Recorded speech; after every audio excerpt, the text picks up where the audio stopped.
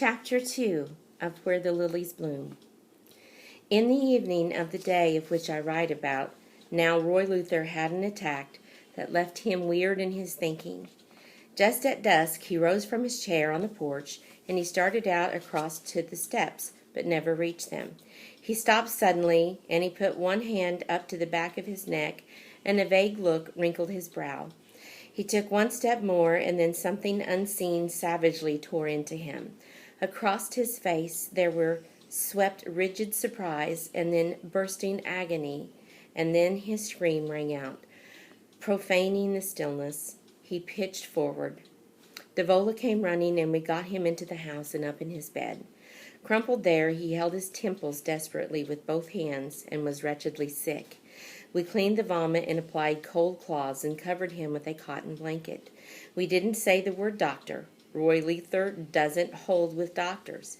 In his opinion, all that doctors know how to do is cut. One hand killed his mother, and then it sliced into the ugly, shriveling growth into her neck, and it let the contaminated air in, so her mother passed away. No doctor had ever stepped foot inside Roy Luther's house, and none ever would. Home medicine was a sight better than any doctor could bring. Devola made Roy Luther tamarack tea, which he couldn't keep down at first, but after the first long night had come and gone, some of the hot resin-scented liquid stayed into his stomach. I made poultices of gum, camphor, and turpentine, and laid one on the back of his neck and the other on his stomach. I was struck by the fact that now his eyes were no longer alike. The pupil in the right one was much larger than that in the left. His right eye now seemed to be permanently fixed higher in his face. He couldn't speak, though Emma Dean and Romy sat beside his bed for hours at a time, and in fearful whispers begged him to talk.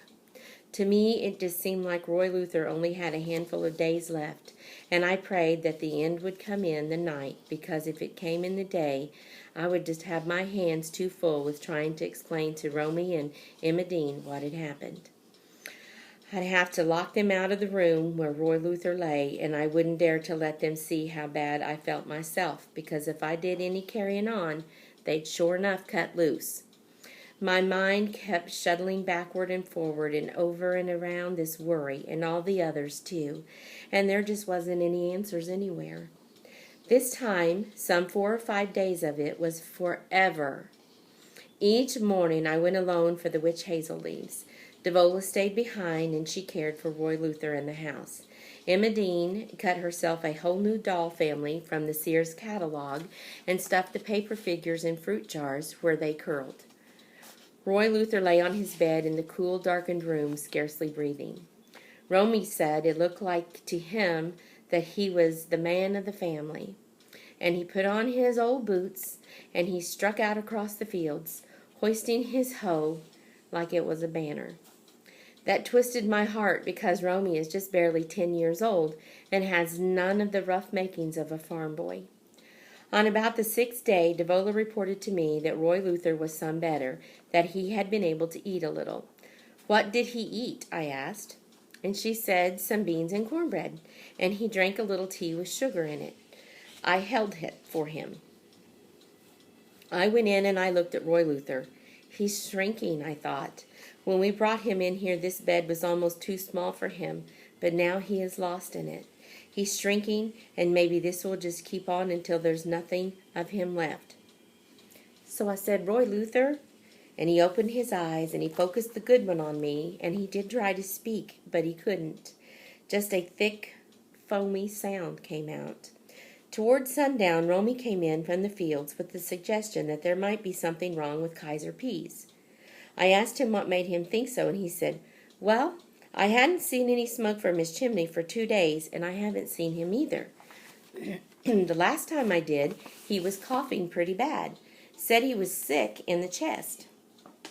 I said, he's sick in the head, and that's where he's sick. Everybody laughed, and Romy washed up, and Devola dished out supper. In a lighter mood, we sat down and we ate. Romy said he knew where there was a big spread of lamb's quarters, which is a pot herb, something like spinach. He said he had spotted it that morning. So after supper, he and I took a basket and some knives, and we lit out for Trial Creek, which runs through the furthermost back section of Kaiser's land. In the evening gloom, old Joshua and Sugar Boy loomed big against the fading sky, their foothills shadowed in blue gloom. The wind sweeping down the valley was fresh and brisk, and I said to Romy that I smelled rain coming and that maybe we might get caught in it. He looked up and he calculated and he said, "Nope.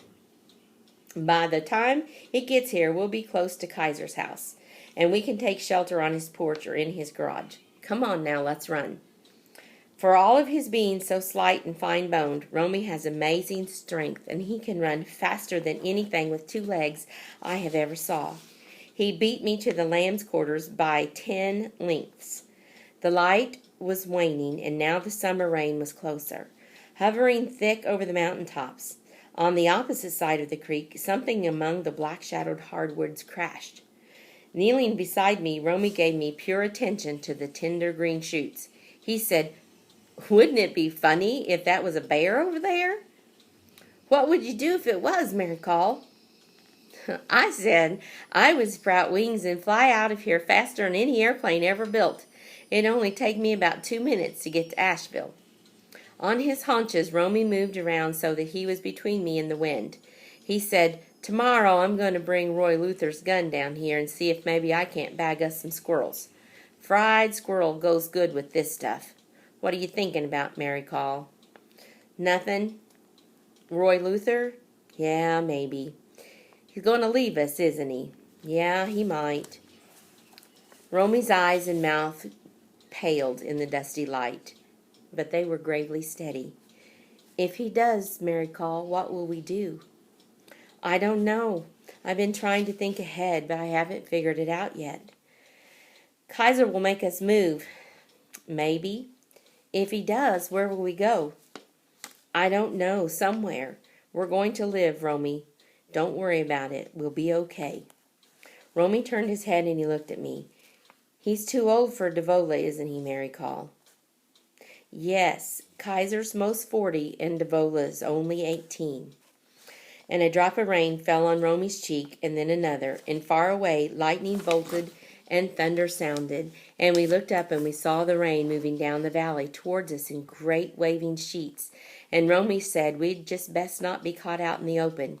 I tied the dishcloth I'd brought along tight over the mouth of the basket so that none of the greens would spill out, and we rose and we ran back along the bank to Kaiser's house. All of his front windows were wide open, and so was the door, but there wasn't a light on anywhere, and there wasn't any sounds at all. Romy tried the screen door and said, "It's not latched. You reckon it'd be all right if we just went in?" "Wait," I said, and I walked back to the edge of the porch and I peered out through the darkness. Kaiser's car was in the garage. The back end of it was gleaming white. "He's here," I said, "but there's something wrong. And as stingy as he is, he wouldn't leave all of the windows open like this. He wouldn't take a chance on the rain ruining his curtains or floors. Let's just step inside for a minute, Romy."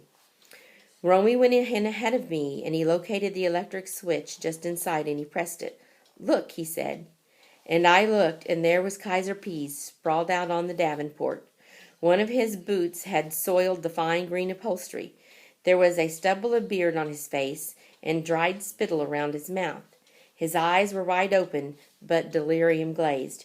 From his knees to his chin he had swathed himself in 3 heavy woolen blankets, but still in his half-sleep his teeth chattered. Romy said, "Lord have mercy, look at him. He's sicker'n a dog. He didn't even know we were here, he's that sick." "Wonder how long he's been this way," I said. "Close the windows and the door, Romy, and draw the curtains. It's terribly damp and cold in here. What does he do for heat in this place, or is he too stingy to have any?" Romy said no, that Kaiser had heat, and he clattered down to the basement steps, and he fired up the furnace there, and in just a few minutes' warmth, it began to seep into the room. There was a bowl of cold, untouched soup on the table beside the davenport. I carried it to the kitchen, and I dumped it down the sink. Through all of our activities, Kaiser didn't stir. There was just the sound of his teeth chattering and his ragged breathing. Romy moved a footstool and a chair over, and we sat down in front of Kaiser, and we looked at him and wondered aloud to each other what was to be done. Romy said maybe a snake bit him, and he's still got the fangs in him. You think we ought to look, Mary called. No. What then? Hush now a minute, I'm thinking. Prissy little girl, Romy folded his hands, and he closed his eyes, and he waited. The rain breathed against the sides of the house, and I thought about hot chocolate and how fragile life is, and how much of everything it takes to sustain it. Kaiser whimpered suddenly, and he pulled at the blankets. His eyelids drooped, and 2 skimpy tears rolled down. He can't even cry generous, I thought, and he leaned forward and felt the heat coming from him. His breath, and at the sight of his stained teeth with dark brown pockets along the gum lines, recoiled me. None of us Luthers have ever had a bought toothbrush. We make our own from white birch branches, and we make our own cleaner from wintergreen leaves and table salt. But all of us have strong white teeth and red gums. Even Emma Dean, who is only 5. Romy had opened his eyes, and he was staring at Kaiser. The edges of his face were very sharp. He moved his feet back and forth on the rug of his chair. He's real sick, ain't he? Isn't he, Romy? Isn't he? Don't say ain't. Well, isn't he then? He's real sick, isn't he? Yes. He doesn't even know we're here, does he? No, I don't think so. He can't hear what we're saying, can he? No. Romy's smile was wide and angelic. He stilled his feet, and he rested his dirty hands on his knees. In a tone of hushed, near reverence, he said, Kaiser has a whole basement full of food. Let's look at it, Mary called. Is it? What kind? All kind. There must be near 24 hams hanging from the rafters down there, and he's got a freezer full of butter and chicken and all kinds of stuff. Those hams are real hickory cured. Boy, they look good. What you reckon he's going to do with all them? I don't know, Romy. He's breathing kind of funny. He's breathing just like Grandpa Luther did when he was dying. Well, maybe he's got pneumonia like Grandpa and fixing to die. Are we going to do anything for him? In a minute we might. I'm still thinking. About what? Kaiser's tongue was out of his mouth. The tip of it searched in vain for moisture. A pulse in his neck fluttered. He looked helpless and somehow strangely sincere. He'll do it, I thought. He's got no choice but to do it. I'll tell him he's got to. I'll pull him out of this just far enough so he'll be able to understand what I'm talking about, and then I'll tell him. Romy was looking at me, not sighing, but ready too.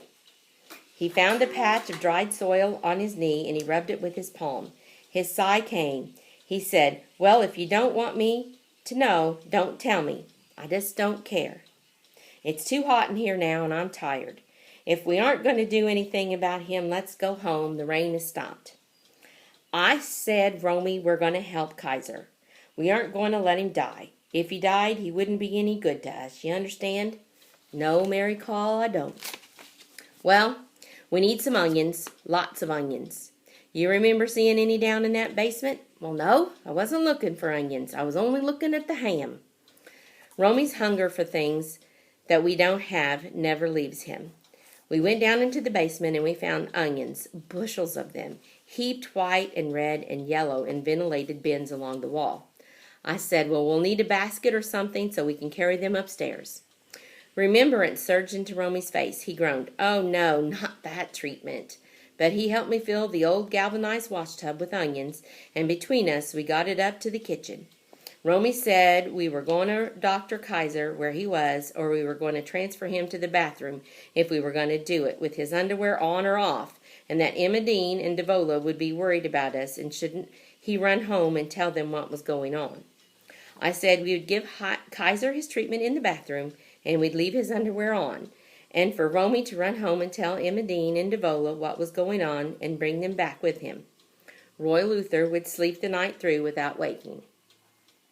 So, while Romy was gone, I started peeling the onions, slicing them and frying them in 2 deep cast iron pots, with the heat under them turned low so they wouldn't burn. They sizzled and they steamed, and the house filled with the smell of them and rich, hot peanut oil. I went in once for a look at Kaiser to make sure he was still alive. He thought I was his sister. "Sister, I'm a-dyin', sister." "Oh, I knowed you'd come, I knowed it. Bygones is bygones now.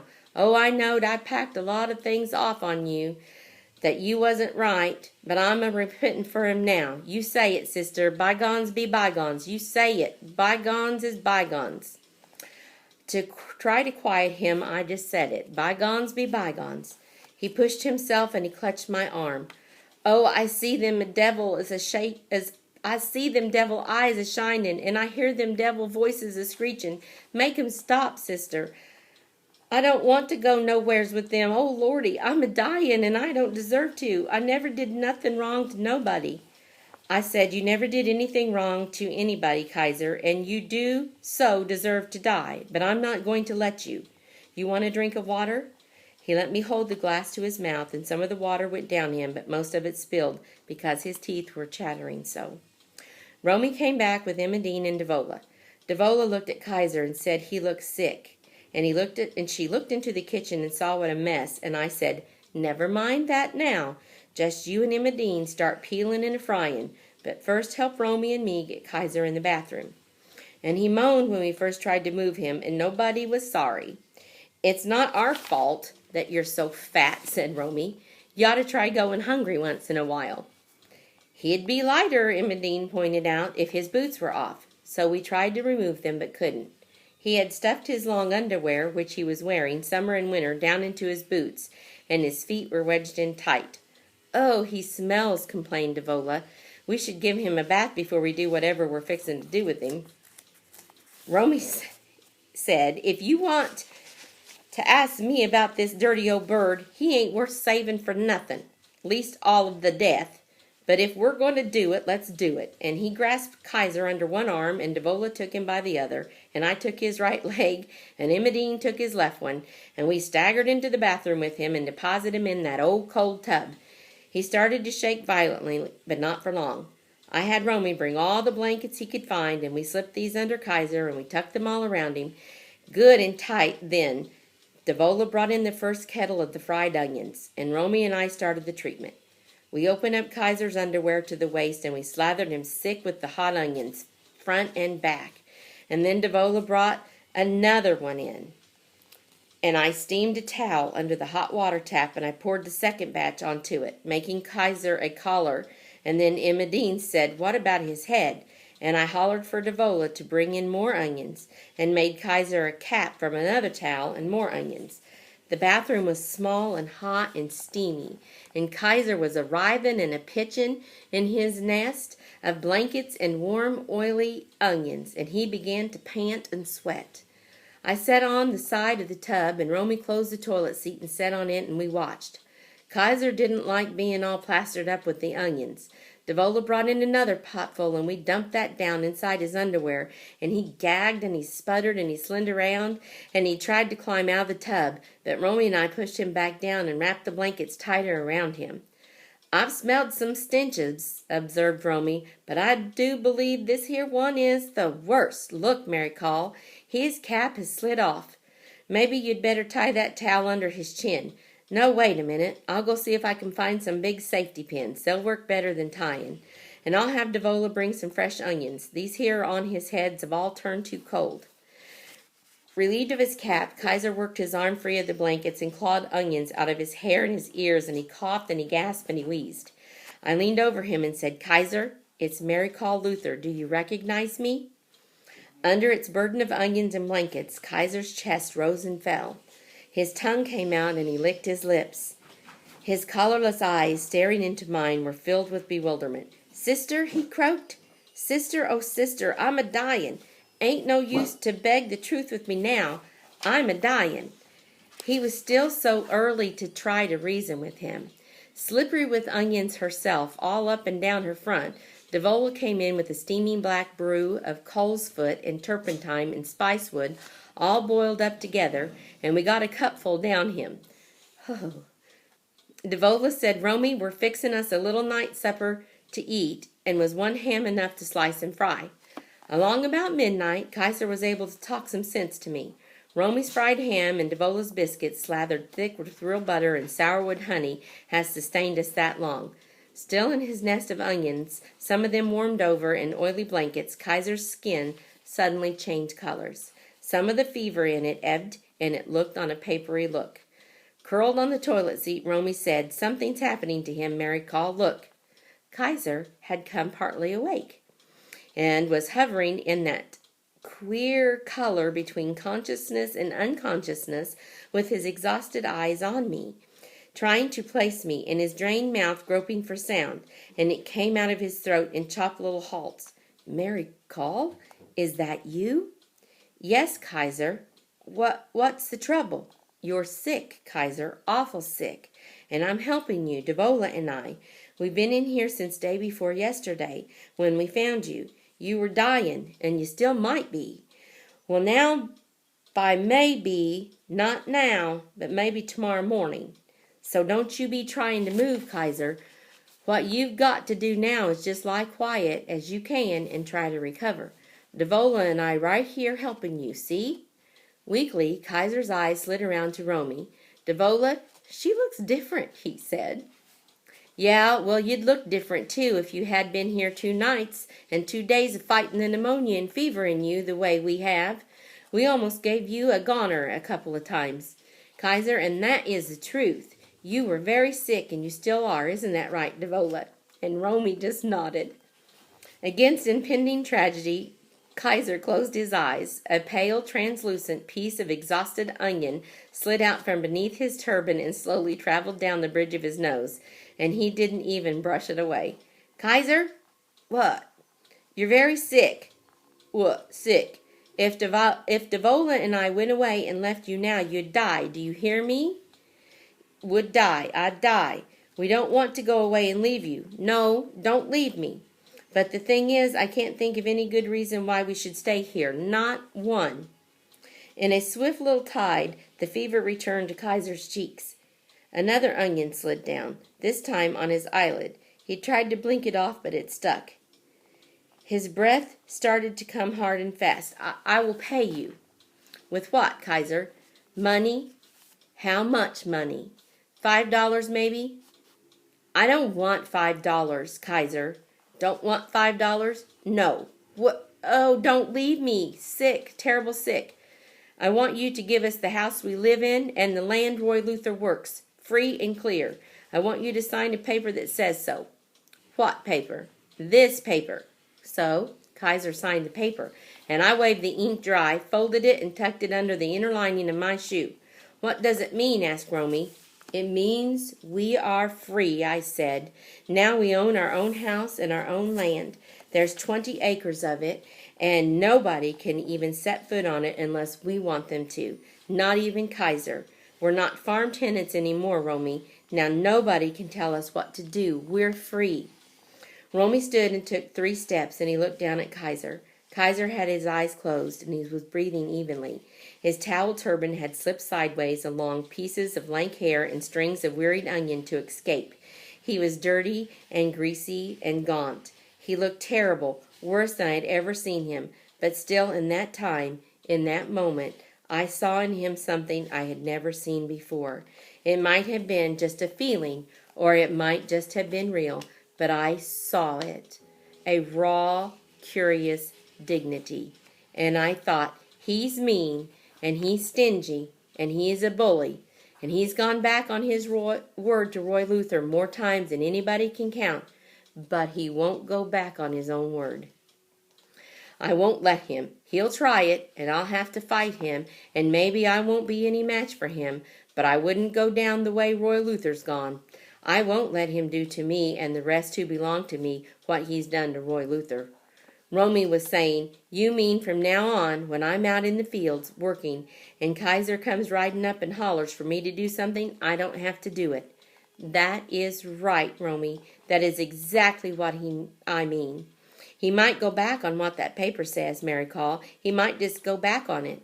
I said, "No, he won't. I won't let him." For our night's work, Romy figured we should have a little something extra. I argued that we couldn't take anything, that if we did it, it would be stealing. He found a piece of paper and a pencil and wrote out an IOU to Kaiser. He didn't put any amount on it. He just listed the things we took from the basement. A ham, 4 frozen chickens, 4 pounds of frozen butter, 2 quarts of honey, and a peck of red yams. Roni found a gunny sack for the yams and let Ermedine drag them home. They were too heavy for her to carry. End of chapter 2.